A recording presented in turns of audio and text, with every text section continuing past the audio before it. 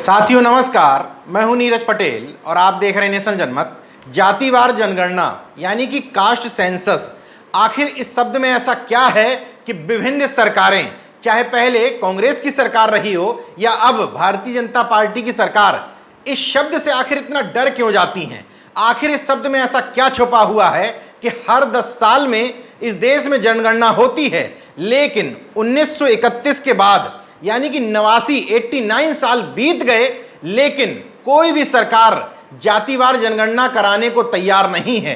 आखिर क्या है शब्द में जिससे सरकारें इस देश के बहुसंख्यक वर्ग को महरूम रखना चाहती हैं? न सिर्फ सरकारें, इस शब्द में कुछ न कुछ ऐसा है कि जातिवादी मीडिया भी इस शब्द की रिपोर्टिंग नहीं करना चाहता है। मैं कोई भी आरोप यूं ही नहीं लगाता हूं। 15 अक्टूबर यानी कि कल गुरुवार को सुप्रीम कोर्ट में एक जनहित याचिका डाली गई थी, उस पर सुनवाई हो रही थी। याचिकाकर्ता की तरफ से कोर्ट में खड़ी थी अधिवक्ता सोनिया सैनी और उनकी बात सुनने के लिए जज साहब बैठे हुए थे देश के chief justice of India Sharad Arvind Bobde. उनकी पूरी बात सुनने के बाद बोबड़े साहब ने न सिर्फ केंद्र सरकार को बल्कि एनसीबीसी यानी कि राष्ट्रीय पिछड़ा वर्ग आयोग को भी नोटिस देकर के 4 हफ्तों में जवाब मांगा है। और जवाब इस बात पर मांगा गया है कि 2021 में जो जनगणना होनी है उसका प्रोफार्मा जो सामने आया है उसमें ओबीसी यानी कि अन्य पिछड़े वर्ग की जनगणना अलग से क्यों नहीं कराई जा रही है। समझने और सोचने की बात यह है कि आखिर ओबीसी को अगर यह पता चल जाएगा कि उसकी तादाद कितनी है तो देश में कौन सा भूकंप आ जाएगा। तमाम सारे वो लोग जो सरकार को डिफेंड करते हैं वो ये बताने की कोशिश करते हैं कि सरकार चाहती है कि लोग जातिवाद में ना पड़ें, इसलिए जातिवार जनगणना नहीं कराना चाहती है। समझने की बात यह है कि 2011 की जनगणना में 29 सवाल थे। उसमें लोगों से यह भी पूछा गया था कि आप किस धर्म के हैं, क्या इस देश में धर्म के आधार पर झगड़े नहीं होते हैं? दंगे ज्यादातर धार्मिक आधार पर ही होते हैं। उसमें यह भी पूछा गया था कि आप भाषा कौन सी बोलते हैं? इस देश में भाषा के आधार पर राज्यों तक का बंटवारा हो गया था। तो फिर जो इस देश की कड़वी हकीकत और सच्चाई है, जाति, आखिर उसका सवाल क्यों नहीं पूछा जाता है? 1931 में यानी कि जिस समय ब्रिटिश रूल था, उन्होंने इस देश की हकीकत को समझते हुए जाति आधारित जनगणना करा दी थी। 1941 में चूंकि वो द्वितीय विश्व युद्ध में फंसे हुए थे, इसलिए जनगणना कराने के बाद भी उसके आंकड़े सार्वजनिक नहीं कर पाए। सोचिए, जब इस देश में अंग्रेजों की हुकूमत थी, उस समय देश की आवाम की मांग को सुनते हुए उन्होंने जातिवार जनगणना करा दी थी। लेकिन आज़ादी के इतने साल बीतने के बाद भी लगातार विभिन्न पार्टियों द्वारा, विभिन्न संगठनों द्वारा इस मांग को उठाए जाने के बाद भी 2011 में किसी तरीके से सरकार तैयार हुई कांग्रेस की कि हम जाति आधारित जनगणना कराएंगे। लेकिन 2011 की जनगणना के बाद उसके आंकड़े ही सार्वजनिक नहीं किए गए। एससी और एसटी वर्ग के तो आंकड़े सार्वजनिक कर दिए गए, लेकिन ओबीसी वर्ग के और तथाकथित सवर्ण वर्ग को यह नहीं बताया गया कि कौन लोग कच्चे मकान में रह रहे हैं, कौन पक्के में रह रहे हैं। देश के संसाधनों पर प्राइवेट से लेकर के सरकारी आखिर कौन कब्जा जमाए बैठा है।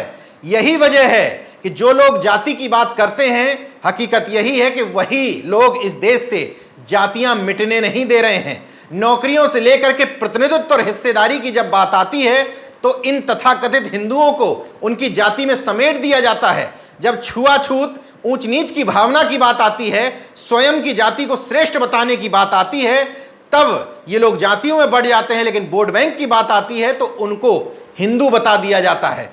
यही वजह है कि ओबीसी को उसकी असली तादाद नहीं बताई जा रही है। सुप्रीम कोर्ट में जब इस तरह की कोई जनहित याचिका डाली जाती है तो सुप्रीम कोर्ट सरकारों से पूछती है कि बताइए ओबीसी की संख्या कितनी है। तो 1931 की जनगणना का हवाला देते हुए कहा जाता है कि साहब, हमें तो 1931 के हिसाब से पता है कि पिछड़ा वर्ग 52% हुआ करता था। उसी आधार पर 1991 में मंडल कमीशन की रिपोर्ट लागू की गई। मंडल कमीशन की रिपोर्ट में ओबीसी की संख्या को 52% जो बताया गया था वो भी 1931 के हिसाब से बताया गया था। तो क्या ऐसे समय में देश के लोगों को यह पूछने का अधिकार नहीं है कि प्रधानमंत्री जी जब चुनाव के समय में अचानक से पिछड़े वर्ग के या ओबीसी हो जाते हैं तो उनके रहते हुए 2021 में जो जनगणना हो रही है उसमें अलग से ओबीसी का कॉलम क्यों नहीं है? प्रोफार्मा में SC ST लिखा है, उसके बाद अन्य लिखा है। यहां एक बात और मैं आपको समझा देना चाहता हूं, हमें कभी भी ओबीसी जनगणना की मांग नहीं करनी है। ओबीसी सेंसस गलत शब्द है। जो संगठन ओबीसी जनगणना, ओबीसी सेंसस की बात कर रहे हैं, उसको लेकर के जनहित याचिका डाल रहे हैं, एकदम गलत शब्द है। सरकार गाहे बगाहे आपकी मांग मान लेगी, क्योंकि सरकार बचना चाहती है जाति आधारित जनगणना से, जिसकी इंग्लिश है कास्ट सेंसस। तमाम सारे सामाजिक संगठनों को कास्ट सेंसस की डिमांड करनी चाहिए, तभी पता चल पाएगा कि इस देश में कम संख्या वाले सवर्ण देश के कितने संसाधनों पर कब्जा जमाए बैठे हैं, और यह भी पता चल पाएगा कि इस देश में बहुसंख्यक पिछड़े वर्ग की आबादी को उसकी आबादी के अनुरूप कुछ भी नहीं हासिल हो रहा है। 2011 की जनगणना के बाद कांग्रेस ने तथाकथित उच्च वर्ग और ओबीसी के आंकड़े छुपा लिए। वो लोग अच्छे लोग नहीं थे, लेकिन अब तो ऐसे लोगों की सरकार है जो पिछड़े दलितों के हितैषी हैं। तो कम से कम इन सरकार के राज में, जब राजनाथ सिंह 2019 के चुनाव से पहले गृह मंत्री हुआ करते थे, 2018 में 2019 की चुनाव की पृष्ठभूमि की तैयारी करते हुए आनन फानन में बताया गया कि गृह मंत्रालय तैयारी कर रहा है कि 2021 में जो जनगणना होगी उसमें हम जाति आधारित जनगणना कराएंगे। लेकिन 2019 में फिर से सत्ता मिल गई। सत्ता मिलने के बाद 2021 में इन्हीं के राज्य में जनगणना होने जा रही है, उसमें फिर से तैयारी कर ली गई है कि देश के बहुसंख्यक लोगों को भ्रम में रखा जाएगा, सुप्रीम कोर्ट को भ्रम में रखा जाएगा। इन लोगों को ये पता ही नहीं लगने दिया जाएगा कि तुम्हारी तादाद कितनी है और वास्तव में तुम लोगों का हक और हिस्सेदारी छीन कौन रहा है। यही वजह है कि कल सुप्रीम कोर्ट के निर्णय के बाद भी किसी भी हिंदी संस्थान ने इस खबर को कवर नहीं किया। अंग्रेजी के एक दो समाचार पत्रों की वेबसाइट पर यह खबर मिल गई।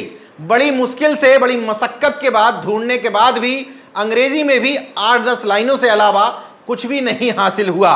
यही वजह है कि ये गोदी मीडिया इस तरह की खबरों को आपसे छुपाना चाहती है, क्योंकि इस पिछड़े वर्ग को, जो बड़ा विशालकाय शरीर लिए हुए है, अगर ये गुलामी का एहसास हो जाएगा तो निश्चित तौर पर यह अपने हक और अधिकारों के लिए लड़ने लग जाएगा। इसलिए इस जातिवार जनगणना को कराने से सरकारें बचना चाहती हैं। कुछ पार्टियां, समाजवादी पार्टी, आरजेडी समय समय पर इस तरह की डिमांड उठाती रहती हैं। उत्तर प्रदेश की विधानसभा में भी समाजवादी पार्टी ने यह मुद्दा उठाया था। समाजवादी पार्टी के राष्ट्रीय अध्यक्ष अखिलेश यादव भी कई बार जातिवार जनगणना का नाम लेते रहते हैं और मुद्दा उठाते रहते हैं, लेकिन जिस प्रभावी ढंग से ये मांग उठनी चाहिए थी, क्योंकि ओबीसी के लिए, इस देश के बहुसंख्यक तबके के लिए ये डिमांड बहुत जरूरी है, जिस प्रभावी ढंग से ये मांग उठनी चाहिए थी, अफसोस नहीं उठ पाई। अनमने ढंग से ये मांग उत्तर प्रदेश की तमाम पार्टियों ने, बिहार और देश के अन्य हिस्से की पार्टियों ने उठाई जरूर, लेकिन जिस ढंग से उठनी चाहिए थी नहीं उठाई गई। इसमें भूमिका निभानी है तमाम सामाजिक संगठनों को। उनको प्रेशर ग्रुप की तरह काम करना है, इन पार्टियों को मजबूर करना है कि वो ये डिमांड्स उठाएं।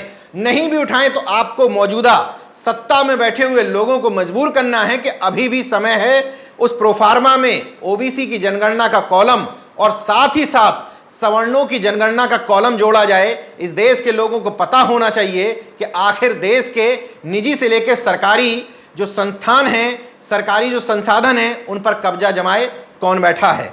देखते रहिए नेशन जनमत, जागरूक और सजग बने रहिए। जय विज्ञान, जय संविधान, जय लोकतंत्र। धन्यवाद। तो अगर आपने मेरा YouTube चैनल सब्सक्राइब नहीं किया तो प्लीज़ सब्सक्राइब कर लें और उस बेल आइकन पर जरूर क्लिक करें, जिससे जो मेरे न्यू वीडियो है